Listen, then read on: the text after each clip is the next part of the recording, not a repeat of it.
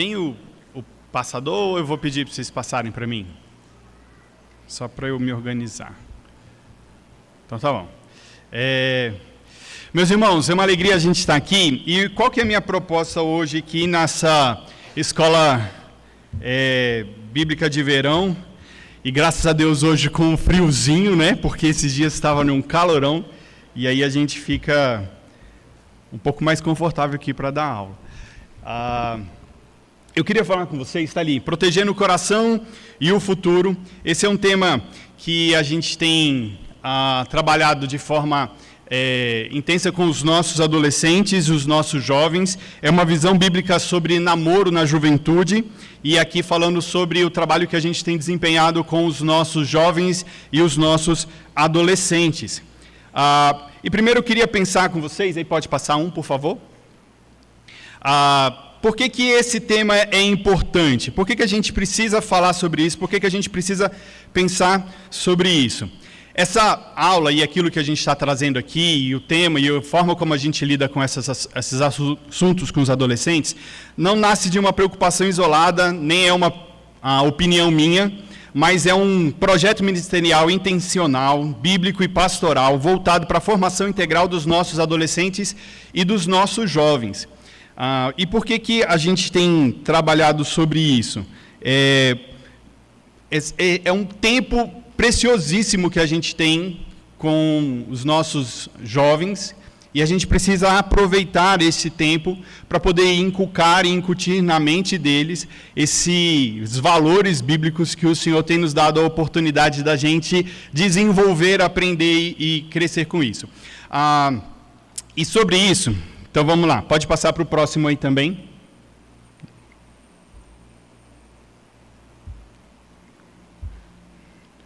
Foi? Peraí. Aí. Como que a gente está organizado? E aqui eu queria trazer mais ou menos um panorama de como que a gente está organizando esse nosso trabalho com os jovens e os nossos adolescentes, tá?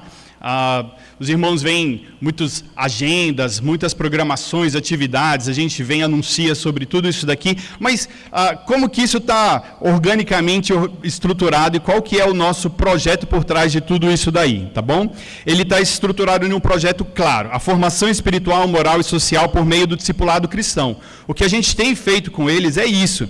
Esse discipulado envolve a atuação conjunta da igreja, a família, na vida dos adolescentes e jovens, utilizando diversos meios e eles se complementam. E o que a gente faz aqui? A gente tem a nossa escola bíblica dominical e é importante a gente frisar isso, porque nós desenvolvemos ao longo dos anos um currículo que a gente tem trabalhado com os jovens e os adolescentes de formação mesmo, tá? Temos os nossos pequenos grupos da mocidade. Nós trabalhamos com os cultos semanais e mensais, aí a gente está falando dos dois grupos, tanto adolescentes quanto jovens. Nós temos acampamentos e retiros que nós desenvolvemos com eles, e cada vez mais a gente tem visto o valor que esse tipo de ministério ou atividade tem no trabalho com jovens e adolescentes. Encontros de discipulado, onde são ensinados coisas diversas a respeito da vida, focado também nos pilares das Escrituras. No ano passado, por exemplo, nós ensinamos a respeito por exemplo, o presbítero Cleiton levou para a gente lá, para os meninos, falar sobre postura à mesa para os rapazes, como que eles se portariam à mesa em uma boa refeição, quando, por exemplo, forem visitar a família da futura noiva, esposa, algo assim. Sério, a gente, parece que é simples, mas às vezes o óbvio precisa ser dito. A ideia é essa. Nós ensinamos alguns meninos e meninas a trocarem pneu do carro. Às vezes as meninas não vão ter força suficiente para poder fazer, mas elas vão saber ensinar algum transeunte ali que às vezes não sabe como trocar um pneu. Ela falou assim, eu sei, você me dá a sua força e eu te dou meu conhecimento de como troca o pneu. Sobre coser, colocar botão em camisa, não foi, tia Nilza? Os meninos aprenderam aqui, as meninas a costurar. Sobre finanças. Então a gente tem aproveitado talentos da igreja para trazer oportunidade de esses meninos aprenderem sobre diversas coisas. E aí é um processo de formação e liderança também, Quem é que nos auxilia em muitos desses eventos e coisas que nós fazemos com os adolescentes? Os jovens. A gente chama a juventude para participar desse processo, a fim de que eles sejam formados como líderes que vão nos substituir. A gente não permanece para sempre. Graças a Deus o Senhor tem um lugar preparado para nós, e cada dia que passa a gente está chegando mais perto do céu, e a gente tem que deixar a geração próxima preparada. Quem é que vai assumir as posições que a gente está aqui? A gente tem que estar pensando nisso também. Obrigado pelo passador, tá? Então, nós temos esse aspecto da formação de liderança, e que a gente chama para se aproximar de nós, e vamos ensinando como fazer com os diversos lugares e posições na igreja. E eu fico feliz porque vários e vários jovens e adolescentes têm assumido posições na igreja. E a gente tem também um trabalho que faz sobre preparação para casamento dos noivos, e esses que são se dirigindo para o altar, nós temos tido a graça de conversar por muito tempo com esses jovens noivos, e tendo ensinado e instruídos a respeito das Escrituras e da Palavra de Deus com relação a esse momento tão importante na vida da nossa juventude.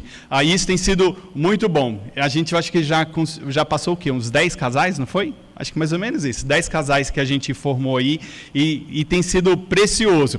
E se Deus quiser, esse ano eu consigo fechar um material, uma apostila, que a gente foi desenvolvendo ao longo desses 10 anos, e aí quem sabe vire um e-book aí para a gente compartilhar com os irmãos, tá bom? Então, nada disso que a gente tem feito é aleatório. Existe intencionalidade pastoral e pedagógica em cada uma dessas etapas, e elas estão interrelacionadas.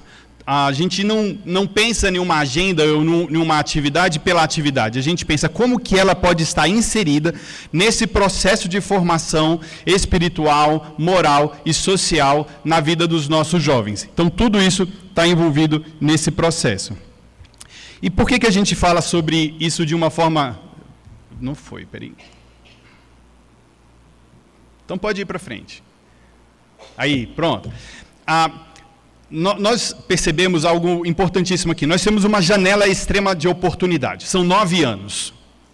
9 anos desde que a criança sai da infância, ela entra na adolescência, e até ali os primeiros anos da juventude, em que a formação de universidade tende a ser concluída, em que ingressa no mercado de trabalho, e em que a vida emocional ali de alguma forma se estrutura, e ele passa a ter esse coração dele agora aberto e apto para poder chegar a um relacionamento de namoro e casamento. São 9 anos, começando ali dos 12 anos até os 21, a gente tem essa janela aí de oportunidade, e a gente tem focado principalmente nesses 9 anos de vida deles, em que ele entra na UPA, tem essa etapa da adolescência, entra na UMP ali a partir dos seus 19 anos, e essa etapa inicial ali da vida e da formação deles, até que nessa jornada de vida adulta eles possuam condições de continuarem tudo aquilo que foi ensinado.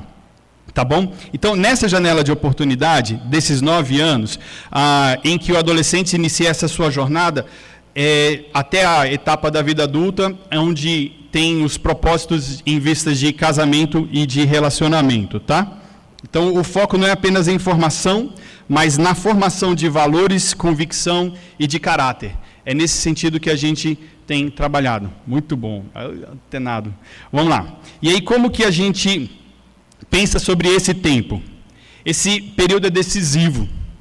É um tempo de formação, como eu disse, não apenas de informação. Por isso que ao longo desses anos, a gente trabalha sistematicamente, à luz das Escrituras, temas que dão forma à fé, à vida cristã dos nossos jovens, e entre eles eu trouxe aqui daquilo que a gente tem montado como currículo, tanto na escola dominical quanto nos temas que a gente trabalha nos outros encontros. Fala sobre questões éticas à luz das Escrituras, esse vai ser inclusive um dos temas que a gente vai abordar esse ano.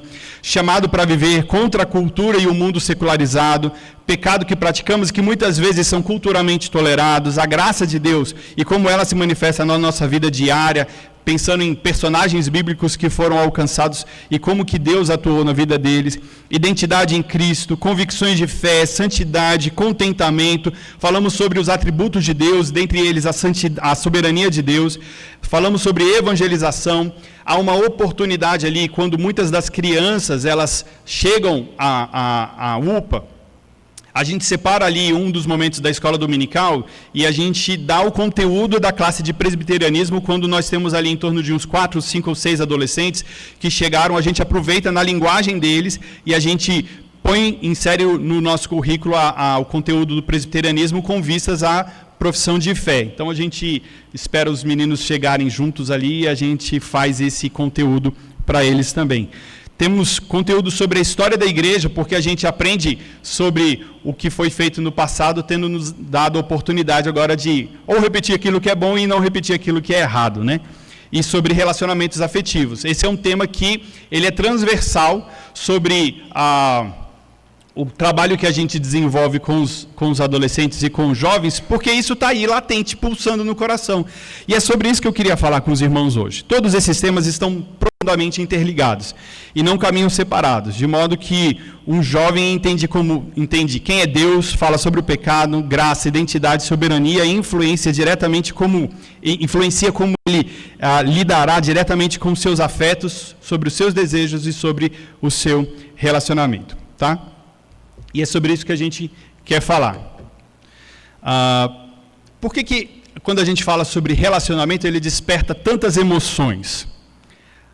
A gente vive em um contexto hipersexualizado, que estimula o envolvimento precoce, romantiza a adolescência e pressiona os nossos jovens a experiências para as quais eles ainda não estão espiritualmente preparados.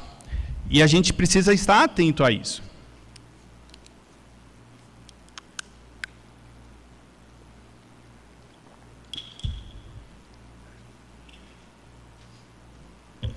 E é sobre isso que eu queria conversar com os irmãos. E eu falo sobre conversa porque eu coloquei aqui algumas perguntas que eu preciso fazer para vocês. Elas são perguntas reflexivas, às vezes difíceis de serem feitas, mas que a gente precisa parar e pensar sobre elas. Tá? E eu queria começar com um texto de Provérbios 4:23. Provérbios 4:23, para mim, ele tem sido um dos versículos lema para o trabalho que a gente desenvolve, tanto como pastor, como líder de adolescente, como pai, como marido, porque dos nossos corações ali procedem tudo. O Senhor Jesus declara, né, que não é aquilo que entra que contamina o homem, mas aquilo que sai, porque é o coração. Ali é o coração que é o grande problema. Então o texto de Provérbios 4:23, ele nos diz: de tudo que se deve guardar, guarde bem o coração, porque dele procedem as fontes da vida. E aí eu queria trazer uma pergunta para vocês hoje. Essa é a primeira pergunta que eu queria trazer. A gente consegue perceber, vocês percebem, como a cultura tem educado emocionalmente nossos filhos antes mesmo de termos a oportunidade de discipulá-los biblicamente? Como que o contexto social em que a gente está inserido, escola, comunidade, vizinhança, tudo isso, tem educado os nossos filhos emocionalmente antes mesmo, às vezes, da oportunidade da gente discipulá-lo biblicamente. Chegam, às vezes, adolescentes no início do trabalho da juventude e eles já possuem diversos pressupostos a respeito de relacionamento que a gente vai tendo que desconstruir para poder reconstruir um fundamento a partir das Escrituras.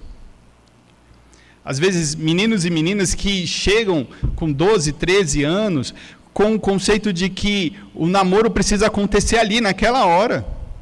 E de que começam a procurar esse tipo de relacionamento naquele momento, logo no seu início da adolescência.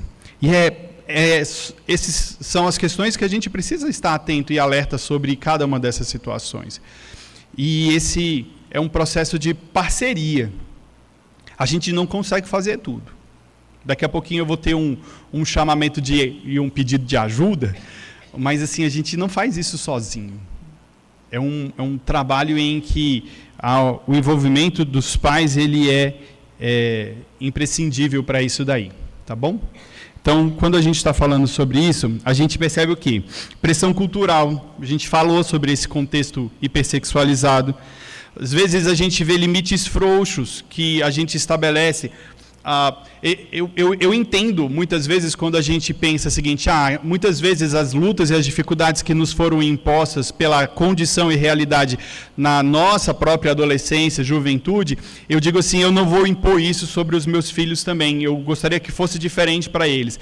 E a gente entra, muitas vezes, em uma reação diante daquela situação que a gente percebe, de flexibilizar coisas que não devem ser flexibilizadas, de negociar valores que são inegociáveis, de permitir situações que não são permissíveis.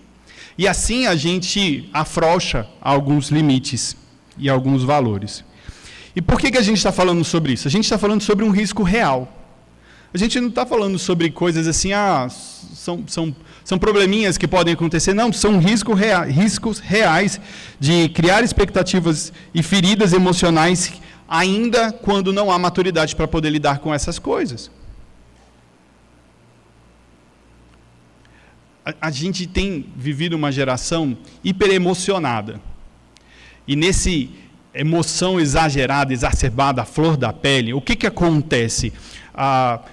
Tudo é muito intenso, tudo é muito grande, tudo é o último, não há nada além daquele momento. E pensa comigo aqui, faz sentido, a gente que já chegou nos 40, 50, 60, a gente fala o seguinte, existe vida depois daquela situação, a luta que eu enfrentei não vai ser a última. E a gente olha para trás e fala assim, meu Deus, como é que eu lidei com isso desse jeito?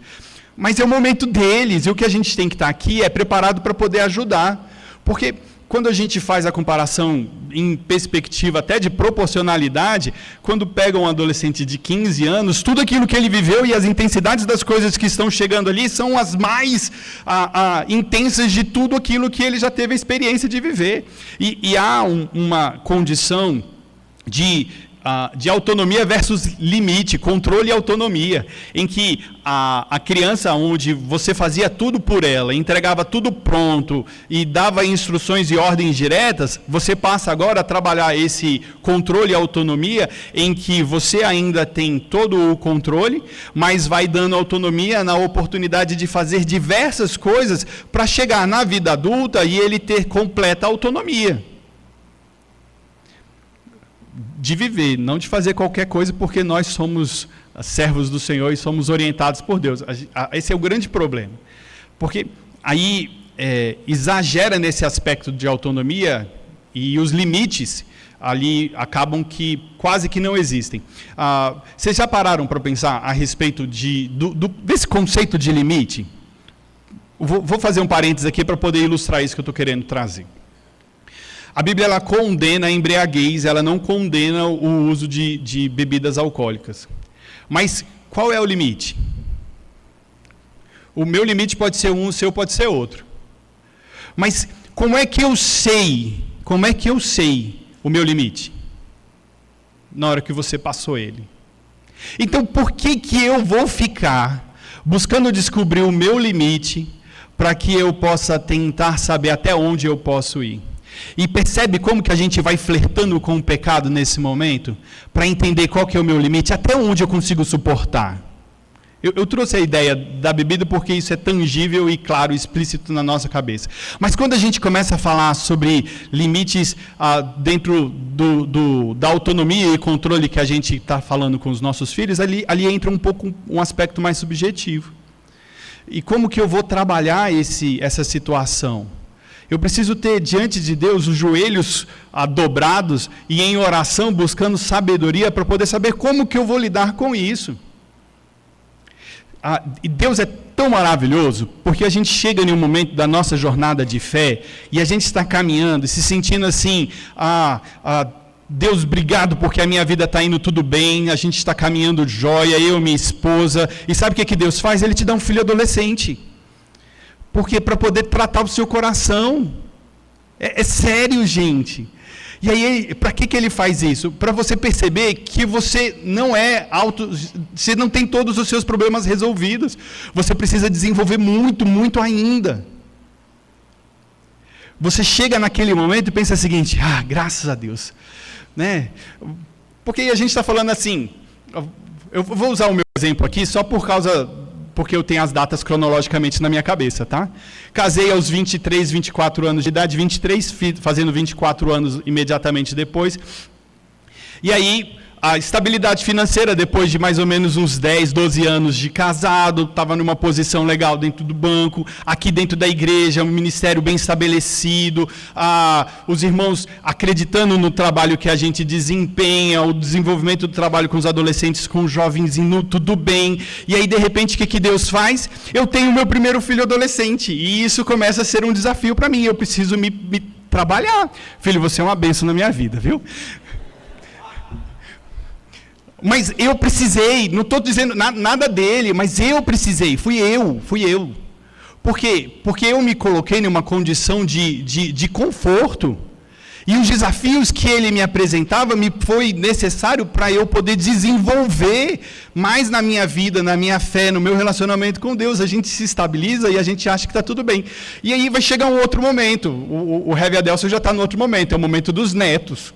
Eu ainda não cheguei nos momentos da casa vazia, né? Estou orando para que o Senhor providencie o varão e a varoa, mas assim, vai ser um outro desafio para mim. E depois vai chegar o dos netos, vai chegar o da velhice, o da fraqueza no corpo, e todas essas coisas. Isso tudo vem nos trazer, em cada etapa da vida, oportunidades de que eu possa me desenvolver diante do Senhor, de que eu dependa mais de Deus, porque tudo isso vem falar sobre o quê? Autonomia. Sobre o meu conforto, sobre a minha posição e o meu momento de estabilidade. E quando a instabilidade acontece na minha vida, é onde eu passo a depender mais de Deus. E a cada fase, e eu estou trazendo o exemplo da fase da adolescência, mas teve o do nascimento dos filhos, como é que eu vou sobreviver a mais uma noite sem dormir, coisas assim, sabe? Então, a cada momento das nossas vidas, o Senhor vem nos trazendo situações em que a gente vai sendo desestabilizado para que a gente possa reajustar um pouco ali os nossos alicerces e diante do Senhor a gente continue a progredir. Pronto.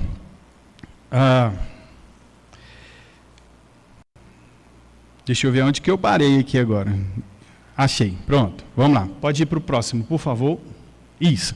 Mas para a gente começar aqui e trazer paz para os nossos corações, eu não posso falar sobre a jornada de vida dos nossos filhos se eu não falar sobre... A gente tem que começar, tudo começa sobre Deus, tudo é sobre Deus. E a gente precisa entender, meus irmãos, que a soberania de Deus é o que controla, governa todas as coisas, nada acontece, até mesmo as difíceis. Acontecem nas nossas vidas por providência do Senhor nas nossas vidas, tá? Então, aqui, tudo começa com Deus. A vida cristã começa com Deus e não no comportamento humano. Então, é sobre qual perspectiva que eu tenho que trazer luz à forma como eu tenho que viver.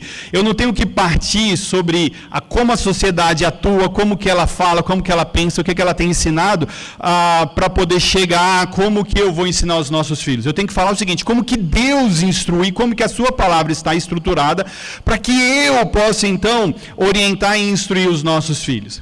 É nesse sentido que a gente tem que estar aqui e pensar sobre isso, tá? Deus é soberano sobre todas as coisas, inclusive sobre o tempo e a história dos nossos filhos.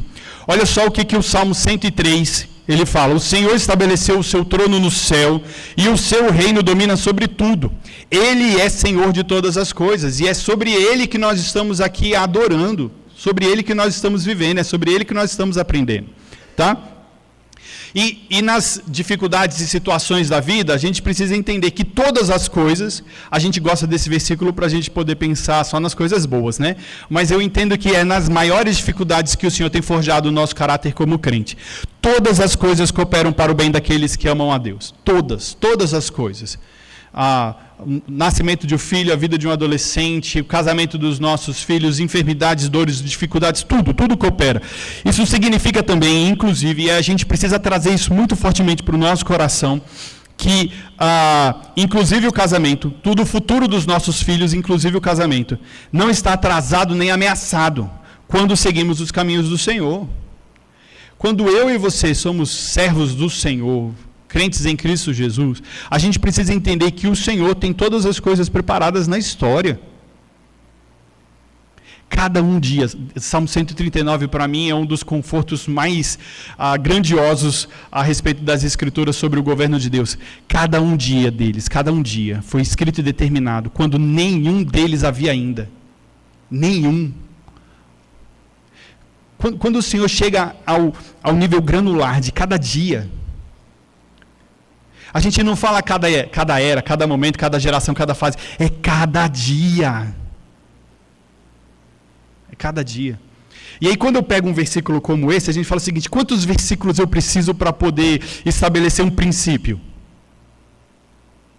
Me ajuda aí, meus irmãos, quantos versículos eu preciso para estabelecer um princípio? Só um, não precisa, não é palavra de Deus? Ele não se conta, é só um, eu preciso só de um, então traz isso de conforto para o seu coração. Sabe por que eu estou dizendo isso? Porque às vezes a gente quer empurrar para fazer coisas e incentivar realidades que não precisam ser incentivadas, porque o Senhor está no controle. Qual é o padrão que o Senhor tem para a gente?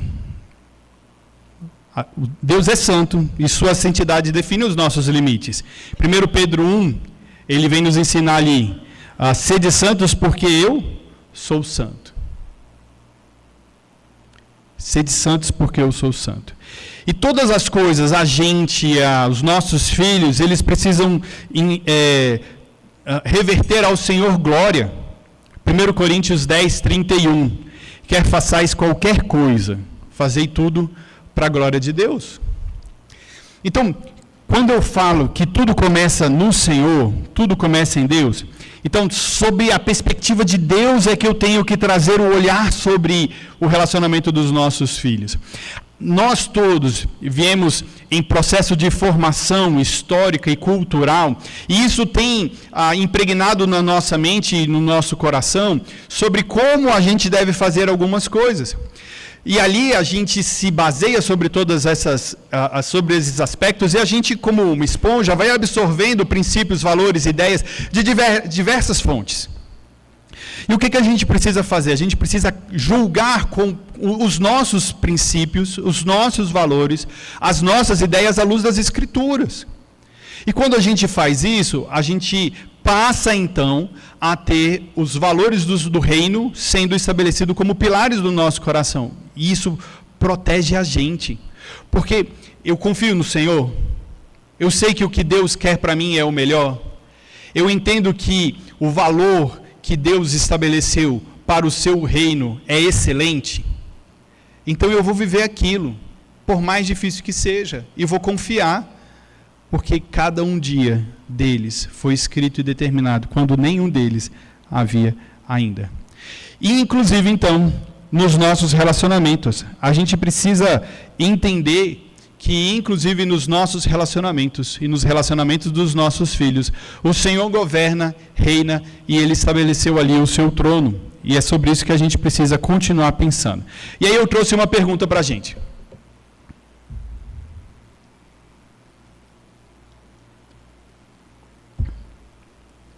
Quando a gente pensa sobre o relacionamento dos nossos filhos, qual tem sido o ponto de partida?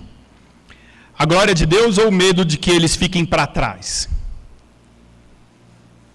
A gente falava muito sobre as moças que ficavam para titia, né? Ou os rapazes que ficavam encalhados, são as expressões que a gente muitas vezes usava, né? Mas a gente tem que entender que o Senhor está no controle de todas as coisas. A Bíblia nos ensina que o celibato não é pecado. E existem 3 situações do celibato. A gente não tem...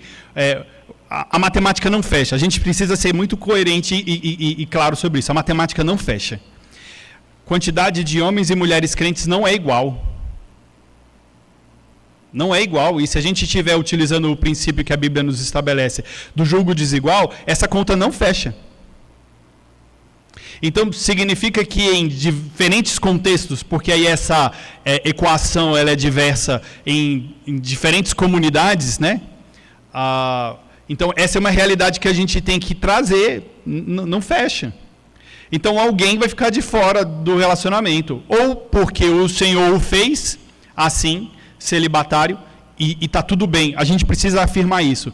Não é pecado. Não é pecado. E existem as 3 situações. Por opção, porque eu entendi que o Senhor tem me chamado para isso. Por circunstância, tá? É essa matemática que eu estou falando. Há um desejo no meu coração, mas a oportunidade não permitiu isso. E o Senhor vai tratar o seu coração, porque relacionamento não é essencial para a sobrevivência. O Senhor nos é suficiente. O Senhor o Senhor viu lá no Jardim do Éden que não era bom que o homem ficasse só. E providenciou para ele a ajudadora que lhe fosse idônea. E depois eu vou falar sobre isso também, porque esse texto é joia demais. E aí, quando o Senhor traz isso para a gente, então tem a questão de escolha, tem a questão de circunstância, e o último eu esqueci. Se vocês lembrarem, você me ajuda, mas eram 3, tá? E de vocação, porque a pessoa pode ter escolhido, o Senhor pode a ter feito celibatária, né, por um chamado. Paulo, por exemplo, ele era um celibatário por vocação, foi chamado para não ter o casamento. Ou a pessoa falou o seguinte, não, esse negócio não é para mim. Mas independente de qualquer uma das 3 circunstâncias, o que eu vou fazer com o tempo que o Senhor agora me disponibilizou? O apóstolo Paulo fala em Coríntios ali, melhor fosse que vocês não casassem, porque quando você casa, você tem a missão e o seu ministério é de estar servindo dentro da sua casa. Ok? Ali, edificando a sua casa como o seu primeiro chamado, como o seu primeiro ministério. Agora, quando você não faz, você tem que dedicar esse seu tempo, vamos dizer, extra, para o serviço do Senhor. Tá bom? Tem muita gente que escolhe isso e fala o seguinte, eu quero viajar, eu quero fazer outras coisas, e eu vou gastar o meu tempo comigo mesmo. A gente é chamado para poder servir ao Senhor. Tá bom? Então, quando a gente pensa sobre os nossos relacionamentos, tudo tem que ser a partir da glória de Deus. Como que a glória de Deus vai se manifestar na vida dos meus filhos nesse momento e nessa situação? Joia. Então a gente vai começar aqui agora especificamente sobre esse tema. Namoro. Uma prática cultural ou um princípio bíblico? Eu ia fazer um desafio seguinte, acha a palavra namoro na Bíblia, mas vocês iam dizer que não tem. Tá certo, não tem. Mas assim, vou facilitar. Me traz um exemplo correlato, ou parecido com o namoro que a gente tem hoje moderno nas Escrituras. Qual personagem que a gente pode dizer o seguinte, fulano estava namorando com Beltrano?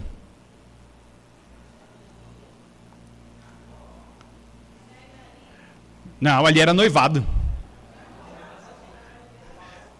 Noivado também. Jacó, quando encontrou Raquel, já foi para a lua de mel.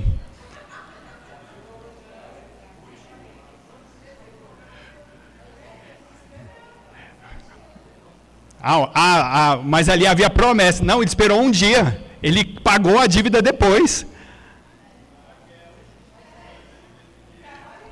Não, ele foi logo depois. Lia e Raquel. Ele casou com as duas, um depois da outra. Também não. A Bíblia ela só tem dois tipos de situação. O noivado é o casamento. E na ideia do noivado que a gente tem ali, já é esse compromisso firmado para o casamento. Já era um tipo de casamento. É a situação que a gente mais encontra, a mais fácil da gente entender, é a de José e Maria. Porque eles ainda não tinham casado. Aquele tempo da preparação de José era dele montar a casa, de formar a casa, de estar tudo certo, para que até ele fosse trazer Maria para dentro da sua casa e ali eles ficassem como marido e mulher efetivamente. Tá? A gente tem esses dois aspectos. E os outros ali são compromissos que já foram firmados pelas famílias, esses outros tipos de relacionamento, essas condições e tempos, até que o casamento acontecesse. Tá? Aí ali era declarado como um noivado. E a família que participava desses momentos aí. Algumas situações a gente pode talvez trabalhar, mas não havia esse tempo de namoro entre os jovens que a gente tem hoje. Essa é uma prática moderna, aconteceu a partir do início do século passado, com o advento do automóvel. Interessante isso, como que o carro permitiu essa situação em que os rapazes iam buscar as moças em casas e levavam elas para passear. Ali houve essa condição. Fora isso, o que a gente tinha era a corte em que os rapazes iam para as casas dos pais da moça e ficavam ali conversando na sala. Nesse tempo de compromisso que já tinha sido firmado entre as famílias também. Então, assim, variações e variações, a gente tem essa ideia do namoro como uma realidade moderna, tá? A Bíblia não apresenta o namoro como uma etapa normativa da vida cristã. Não tem isso. Essa condição normativa ou uma regra que precisa acontecer. Ela nos apresenta o chamado à sabedoria, ao domínio próprio e à ideia do tempo certo. Olha os textos que eu separei aqui para a gente poder pensar. Eclesiastes 3:1. A gente lembra, né? Tudo tem o seu tempo certo e há tempo para tudo debaixo do céu. Tem tudo. O Senhor preparou o tempo para todas as coisas. A Bíblia, ela tem um livro só sobre romance, gente. Então, assim, você percebe que há espaço para isso dentro da nossa vida como crente? Tem. E qual que era a relação de Salomão com a Sunamita, que são os personagens que a gente tem ali de Cantares? Eles eram noivos. Ali eles estavam noivos, naquele compromisso até entre o compromisso que foi firmado entre as famílias até o casamento. E ele fala desses dois estágios, né? E depois tem o aspecto do casamento. E aí, a Sunamita, num dos cânticos que a gente tem ali, dos refrões, ela fala o seguinte: não despertais, nem acordeis o amor, até que ele queira, para demonstrar que há um tempo específico para isso na vida do crente também. E aí o que a gente tem? O namoro moderno, especialmente na adolescência, cria vínculos emocionais profundos sem responsabilidade correspondente. Eu não estou dizendo que não há responsabilidade com o relacionamento, mas uma responsabilidade correspondente com o tipo de relacionamento que está sendo colocado. A questão de equivalência. Isso gera expectativas, frustrações, muitas vezes exposições necessárias a momentos de pecado. Tá? E como que a gente precisa agir? Provérbios, que é um livro de sabedoria, e a maneira como Provérbios foi entregue para a gente é muito interessante, porque ela traz sobre a perspectiva de uma observação de Salomão sobre a vida comum e prática, e de outros autores também. E olha o que Provérbios 21:5 nos traz. O plano do diligente conduz à fartura, mas a pressa excessiva à pobreza.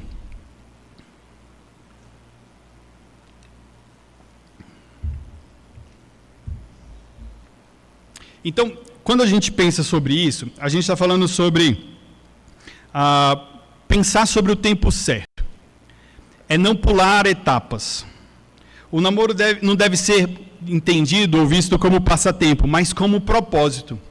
A ideia ali, hoje, eu entendo que ele tem que ter um propósito firmado e claramente de uma preparação para o casamento a partir desse compromisso firmado entre o casal jovem. A gente precisa entender do risco emocional. Vínculos profundos sem responsabilidade pode gerar frustrações e feridas desnecessárias.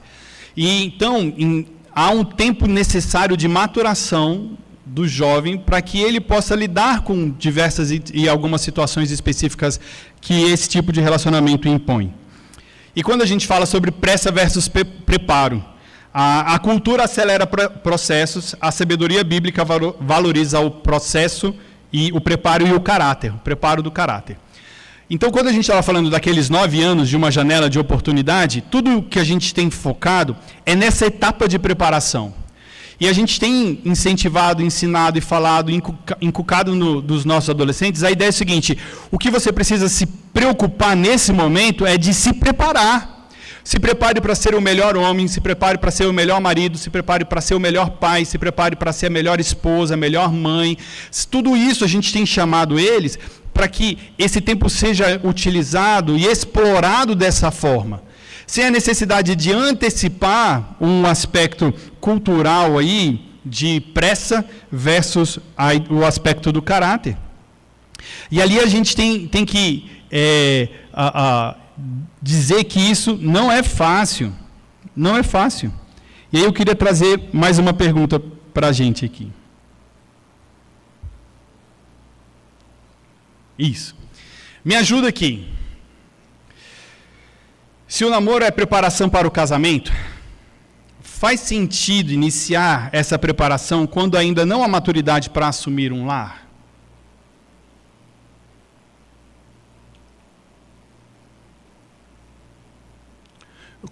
Como que a gente pode pensar sobre essa situação? A gente fala sobre todo esse tempo necessário para a jornada de preparação e capacitação. E aqui a gente chega naquele momento em que, assim, eu preciso olhar para o meu coração e ter a consciência de dizer o seguinte: eu estou preparado, eu tenho condição. E eu tenho certeza que não vai estar, uma coisa preparado não é estar pronto, tá? São duas coisas diferentes.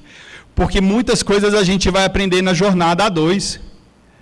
E é isso mesmo. Mas o preparo ali é o mínimo. Quando a gente fala o seguinte: eu tenho condições mínimas para poder conduzir o meu lar. E quando a gente fala sobre disso para um homem, porque aí a gente está falando para aqueles que vão assumir a posição de marido, de homem, de futuros pais, a gente está falando para homens. Porque quando a gente fala ainda sobre o outro aspecto do processo de formação, a gente ainda conversa com os meninos. E o apóstolo Paulo nos chama ao processo da maturidade da vida cristã. E está tudo bem quando a gente fala o seguinte: há uma etapa de preparação até chegar à hombridade. Há uma etapa de preparação até chegar a olhar e falar o seguinte: você é uma mulher, você não é mais uma menina. E a gente está trabalhando exatamente nesse tipo de formação. É essa etapa que a gente está falando, é sobre isso que a gente está conversando aqui, sobre momentos e aspectos de maturidade na vida dos nossos jovens, tá? E por que a gente tem que estar preocupado sobre isso? Porque a gente está falando de que nós estamos inseridos em uma batalha. Há uma guerra. Há uma guerra de narrativas, há uma guerra de valores, há uma guerra de princípios, há uma guerra espiritual e a gente não pode negligenciar isso. E é o coração dos nossos filhos e o coração dos nossos jovens que está em jogo. E se a gente tivesse a oportunidade de dizer o seguinte, de negociar a vida espiritual futura dos nossos filhos, você estaria disposto a fazer algo nesse sentido? Difícil, né? Eu não jogaria com isso. A Escritura é clara ao afirmar que existe uma guerra dentro de nós. A carne luta contra o espírito. Os nossos desejos estão aflorados e a gente precisa, com domínio próprio, governar o nosso coração com o auxílio do Espírito Santo, a fim de que não sejam os nossos desejos e as nossas vontades a guiar o curso do nosso coração, mas sim a palavra de Deus e as Escrituras que devem guiar e direcionar as nossas vidas. Na pastoral de hoje eu coloquei ali falando sobre Deus não tem bola de cristal, não usa bola de cristal. Na ideia de que a vontade de Deus ali precisa ser vivida.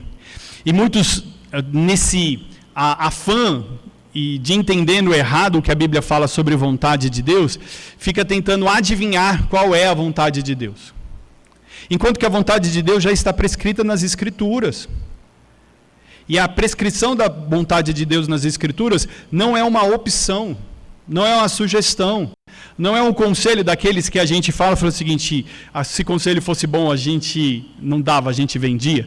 Mas são normativas que a gente precisa observar e viver nas nossas vidas. E são princípios que vão sendo estabelecidos em diversas áreas do nosso coração. Por isso que a Bíblia não aconselha flertar com o pecado, mas fugir dele. Lembra do que eu falei do limite? Quando é que você descobre qual é o seu limite? Quando você ultrapassa ele, opa, errei. E aí você sabe qual é o seu limite. Gente, não negocia com isso não.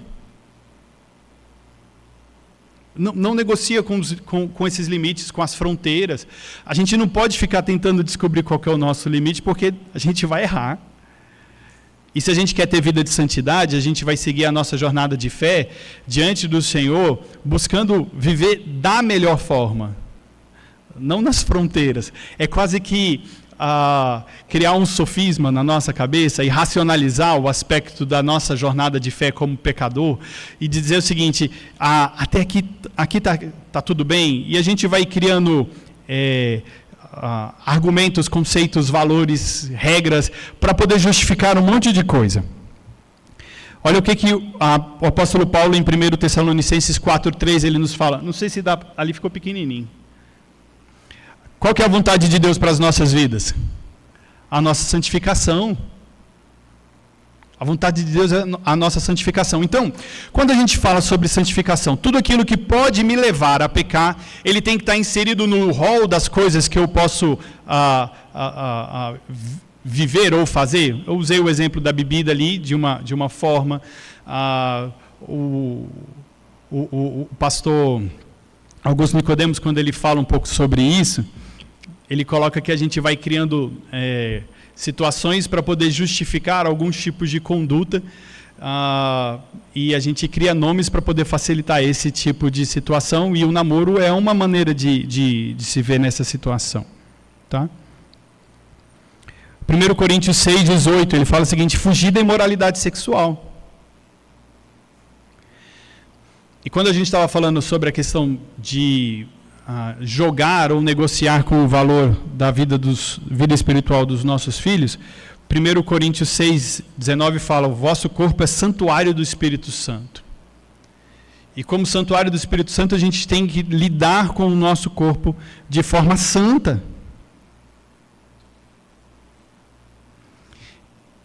E aí, assim, a gente está aqui no meio de crentes mais experientes, assim, né, com idade. Não sei quanto tempo você tem de jornada dentro da igreja, e não são poucos os exemplos que a gente vê de namoros que avançaram limites, que flertaram ali com as fronteiras e descobriram que existiam limites curtos demais. E, infelizmente, caíram em pecado. Só isso não seria justificativa.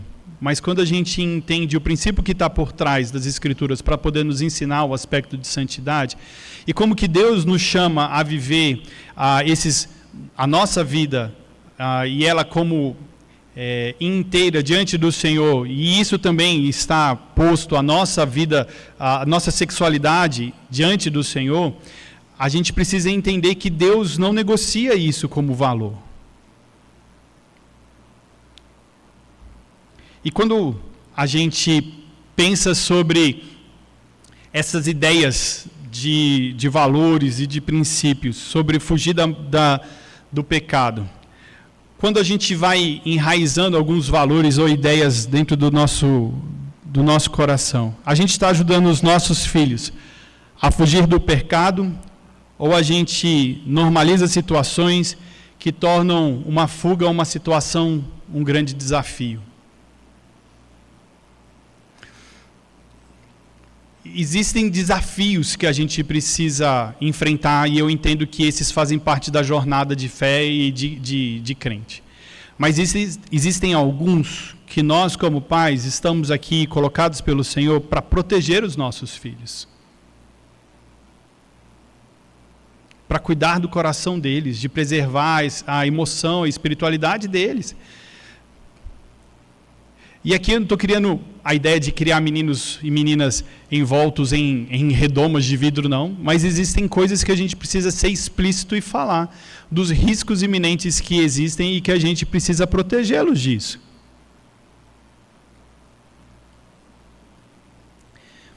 A gente tem uma legislação brasileira que é diferente das americanas com relação à autorização para dirigir. Um adolescente de 16 anos nos Estados Unidos, ele já está apto a ter uma habilitação e dirigir. Em alguns lugares, até mais jovem do que isso, com presença dos pais do lado. Ele poderia, se eu não estou enganado, é Canadá, em algum lugar assim, ele poderia dirigir, acho que a partir dos 14, mas com o pai do lado, é isso. e a partir dos 16 ele teria ali a licença para poder dirigir. Mas o pai ainda é o responsável por ele, ali naquela condição. A gente entregaria, né, pensando no conhecimento, na habilidade, em outras coisas, para os nossos filhos operarem algum tipo de equipamento perigoso antes deles estarem preparados para poder fazer isso? A ideia é a mesma, a gente tem que estar capacitando eles. Esse é o tempo e essa é a oportunidade que tem de forjar e formar o caráter e o coração deles para esse tempo de preparo. Tá? E por que a gente está falando sobre isso? A gente tem que atuar contra a cultura. A gente tem que atuar contra a cultura. Ser crente é sempre foi nadar contra a corrente. Ser cristão é sempre é ir contra os valores que a gente tem visto sendo desenvolvidos na sociedade. Nas universidades, nas escolas, na comunidade, às vezes, onde a gente está inserido. Nós precisamos manifestar ali o valor do caráter cristão, e quando nós o fazemos, nós estamos indo contra a maré, enfrentando os desafios que nós temos como sociedade. Eu e você somos chamados a não nos conformarmos, e muitos dos valores que a gente tem trazido para dentro das nossas casas, e quando nós trazemos o aspecto dos relacionamentos afetivos, eles estão muito mais parecidos com os valores que o mundo tem imposto sobre relacionamento do que aquilo que a Bíblia tem nos falado sobre isso. Eu sei que quando a gente fala assim, isso gera desconforto. Porque eu estou falando daquilo que a gente veio sendo forjado durante muito tempo. E esse desconforto, ele tem que ser trazido à nossa mente para poder fazer perguntas verdadeiras e sinceras ao meu coração. E dizer o seguinte: o quanto que os valores do mundo estão sendo mais preciosos para mim do que os princípios bíblicos? O quanto que a ideia de relacionamento segundo a forma como o mundo tem apresentado para a gente, tem se imposto sobre aquilo que as Escrituras têm nos falado sobre essa verdade. E esse tipo de desconforto, ele precisa trazer para a gente uma necessidade de mudança de atitude. E quando a gente faz isso, a gente tem que estar preparado para poder ouvir diversos tipos de críticas, de comentários, de piadinhas que são feitos. Os nossos adolescentes, e graças a Deus, porque os nossos meninos são crentes, gente. Os nossos adolescentes são crentes, e são crentes de verdade. Eles trazem para mim diversas vezes que eles sofrem na escola comentários a respeito da fidelidade dele ao Senhor nessas áreas, diante dos demais colegas que estão banalizando as suas vidas no aspecto relacional, porque eles estão buscando viver em fidelidade diante do Senhor. E isso tem acontecido com eles. E eles entenderam que isso é verdade de Deus na vida deles. E eles estão sofrendo por causa da verdade do Evangelho. Mas nós precisamos estar aqui para poder trazer para eles isso como fortaleza. Fala o seguinte: filho, nós estamos com vocês, nós estamos juntos, nós vamos orar com vocês, orar por vocês. Sabemos que vocês estão fazendo isso, não é fácil.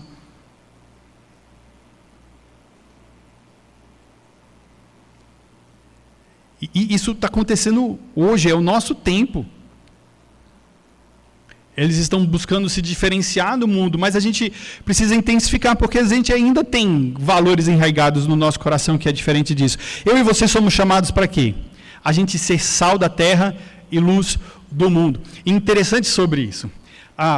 O sal, ele vai temperando ali, e quando ele faz, ele não é o ingrediente principal, certo? O sal não é o ingrediente principal, mas ele tem o poder de fazer o quê? De realçar sabor, ou de conservar. E se ele perde essa propriedade, ele não serve para nada, a não ser jogar fora, ser pisado no caminho. Mas quando a gente entende que eu e você somos sal, e a gente tem a capacidade de trazer qualidade,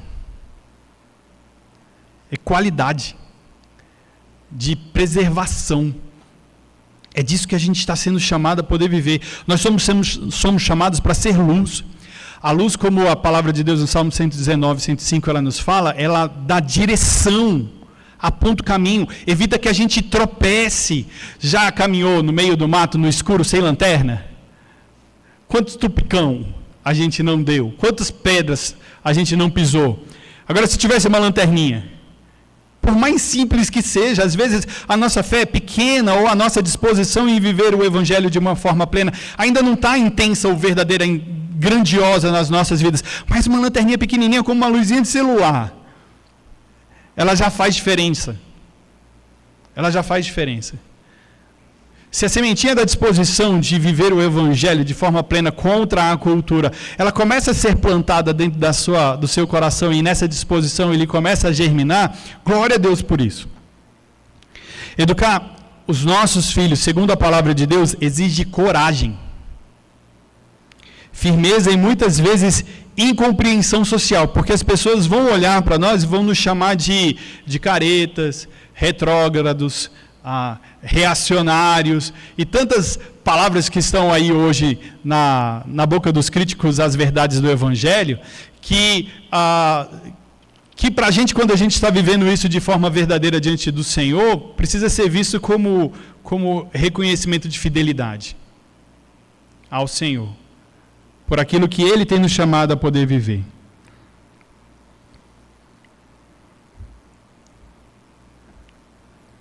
Quando a gente está falando sobre isso, a gente chama a nossa atenção para um aspecto de inconformismo.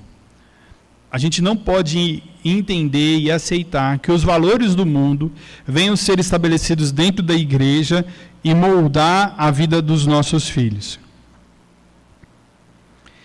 Quando a gente fala sobre coragem, a gente está falando que aceitar a incompreensão social para mantermos uma fidelidade bíblica diante do Senhor. E eu estava falando ontem com o Lucas, esse ano a Mocidade vai estar trabalhando sobre escatologia durante todo o ano, e pensando que a Bíblia inteira, não é só o Apocalipse que fala sobre escatologia, mas a Bíblia inteira fala sobre isso. E de que em diversos momentos o desejo do nosso coração é que as coisas fossem melhorar, né? E quando a gente começa a pensar sobre a questão do fim, a conclusão que a gente chega é que as coisas não vão melhorar. Antes do Senhor chegar, sabe o que acontece? Elas vão piorar. E a gente gera uma expectativa social, política, econômica, de tantas outras coisas, de que as coisas vão melhorar, mas elas não vão melhorar. Por isso que exige de mim muito mais fidelidade. Exige de você muito mais fidelidade, santidade. Porque quando a gente olha para o mundo à nossa volta, as coisas tendem a ser mais difíceis. Para a geração dos nossos filhos, ainda mais difícil. Então, aquilo que a gente aprendeu dos nossos pais, a gente precisa inculcar na vida dos nossos filhos de forma muito mais intensa, muito mais ativa, muito verdadeiro, para que ele esteja preparado para enfrentar essa situação de maior dificuldade pela qual ele vai ter quando for criar os filhos dele.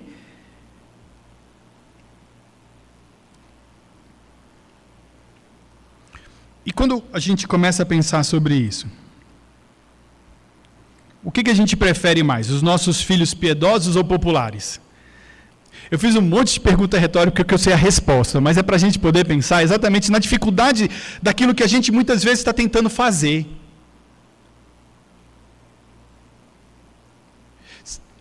A gente se esmera e se esforça para um monte de coisa, mas sabe qual a maior herança?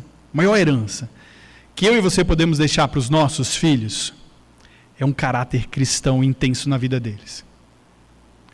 Não é um patrimônio, não é uma boa educação escolar, não é outros ensinamentos gerais da profissão, mas se você ensinar o seu filho um caráter cristão intenso, todas essas outras coisas eu entendo que o Senhor proverá. E se você confia no Senhor, como a gente crente aqui afirma, canta, vive, ora, confiamos, isso devia ser o nosso principal esforço na vida dos nossos filhos. Então, quando a gente fala sobre referência, é ser diferença visível em meio a uma geração confusa. Olha que legal, não sei se você já teve a experiência de viver isso no seu ambiente de trabalho secularizado, não cristão. Um amigo lá, um pessoal, teve um problema X e você tem pessoas de diferentes aspectos ali dentro do seu ambiente de trabalho. Um que você que é um crente verdadeiro no Senhor Jesus, e uma outra pessoa que vive a sua vida desregrada. E digamos que o problema que a pessoa está vivendo ali, por exemplo, é relacionamento afetivo com o marido ou com a esposa. Quem que você acha que a pessoa vai procurar? O outro lá que tem a sua vida desregrada ou você? Se ele quiser resolver o problema, tá? Nós precisamos ser referência. E já aconteceu, gente já veio me procurar lá, graças a Deus, sabe da jornada de fé que a gente tem desenvolvido e o Senhor tem nos chamado para poder viver assim. E eu sei que quando a gente vive a intensidade do Evangelho nas nossas vidas, você passa a ser referência quando as pessoas querem resolver o problema. Não é desistir de uma vez só. Não.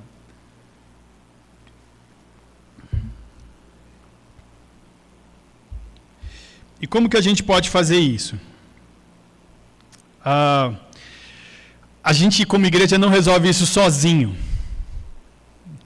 O tempo que nós temos de convívio com os filhos de vocês é muito pequeno perto da oportunidade que vocês têm sobre a vida dos filhos de vocês. E aí a gente precisa de ombrear uma parceria.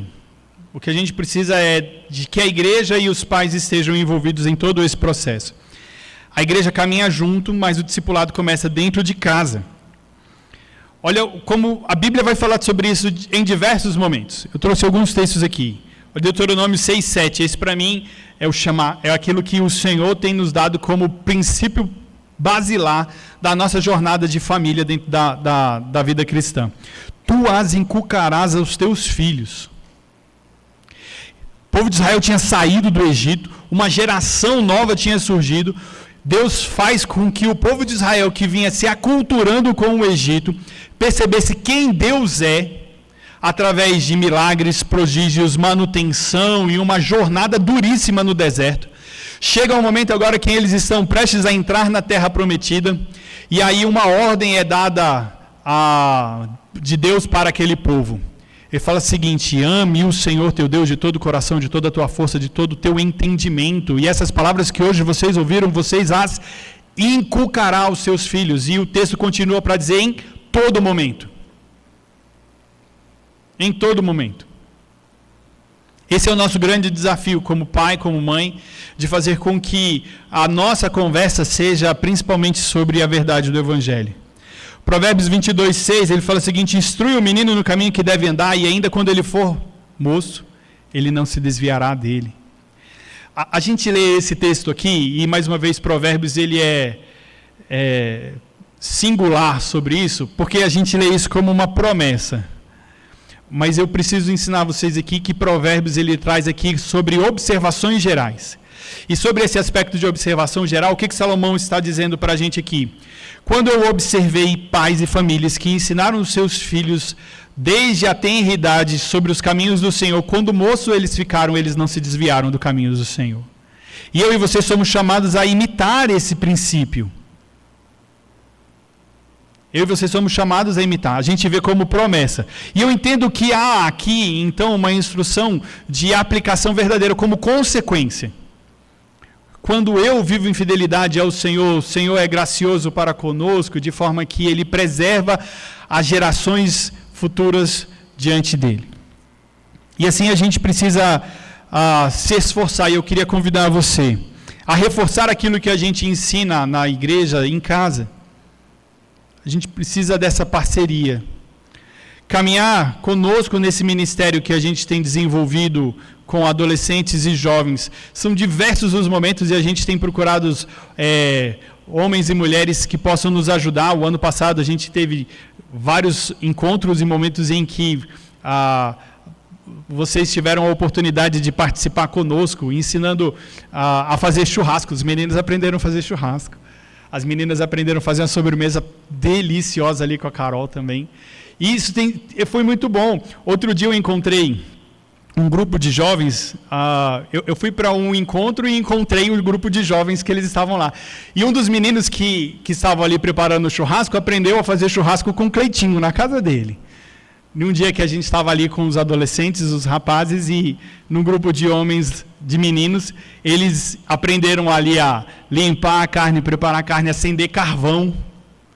E eu fiquei tão feliz, olha só eles fazendo churrasco ali. Eles juntaram a galera deles lá e estavam lá fazendo churrasco. Foi muito legal. Porque quando a gente, dentro de casa, a gente está tendo a oportunidade de viver o Senhor, o apóstolo Paulo ali, em 1 Coríntios 11:1, ele vai nos chamar a sermos seus imitadores como ele é de Cristo. E esse processo, ele precisa se repetir na vida dos nossos filhos, para que eles possam se inspirar e se espelhar em nós, para viver a vida de crente como nós vivemos a vida de crente.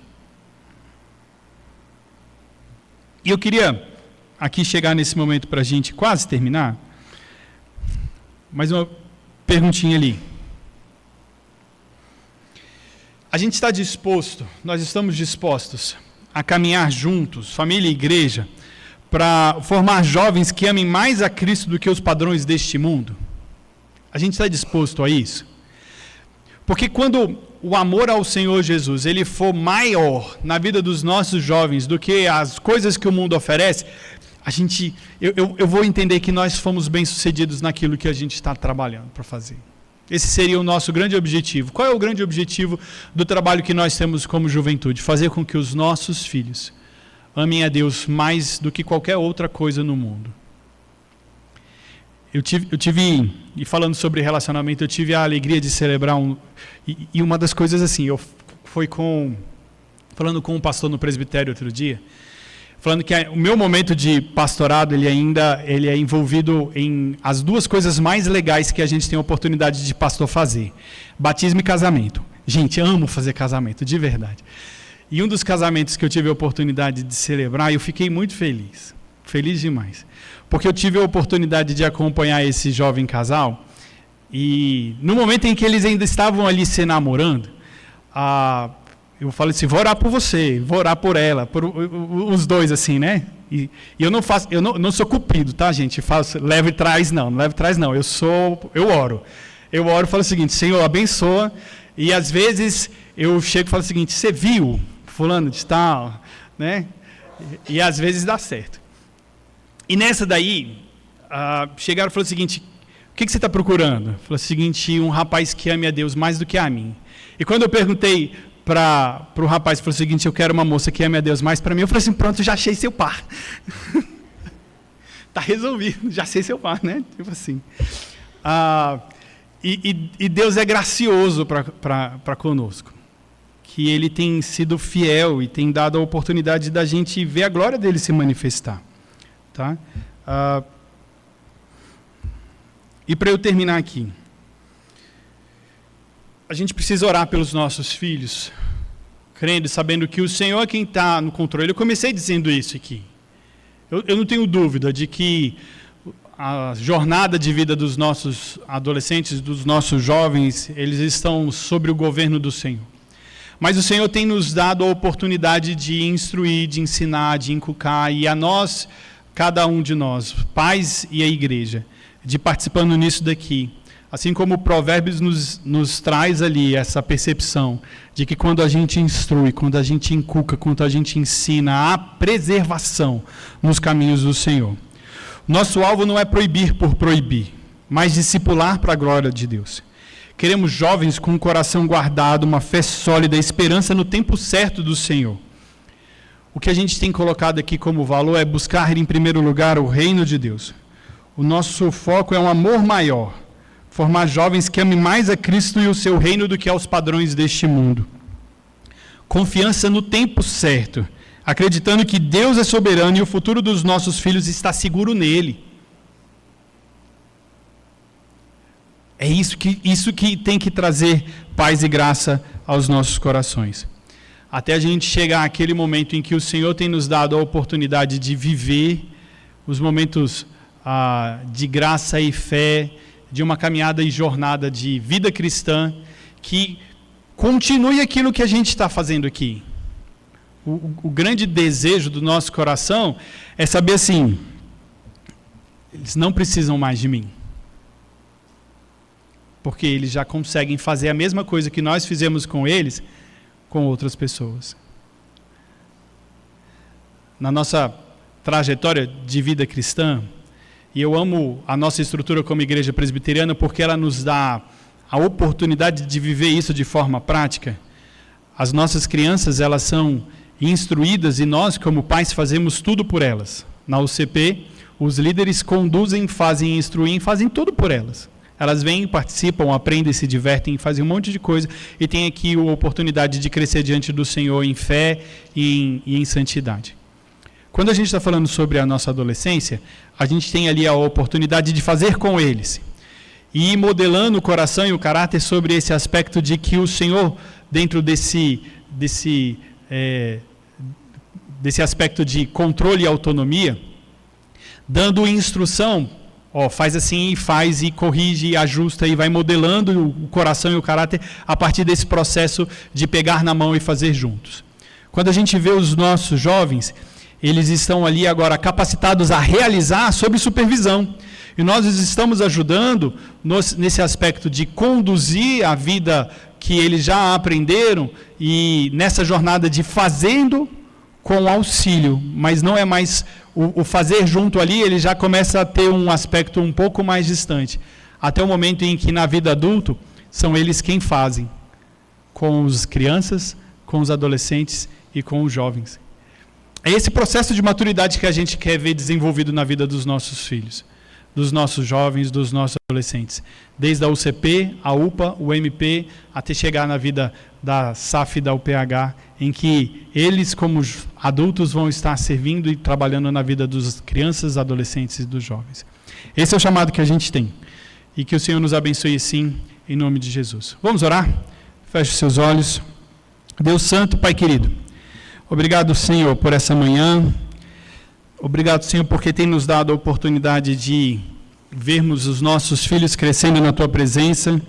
Deus, são tantos os desafios que nós temos e por isso nós clamamos a Ti, ó Pai, tem misericórdia de nós. Eu oro, Pai, clamando que o Senhor nos dê a oportunidade de servirmos ao Senhor de forma intensa, verdadeira e autêntica. Deus, tem misericórdia de nós, porque tantas vezes são ideias, valores, conceitos que vêm presentes nos nossos corações e que nos dirigem muito mais do que a Sua palavra. Ajuda-nos, Deus, a deixarmos isso de lado e vivermos o Evangelho de forma intensa e plena. Eu oro em nome de Jesus. Amém, amém e amém.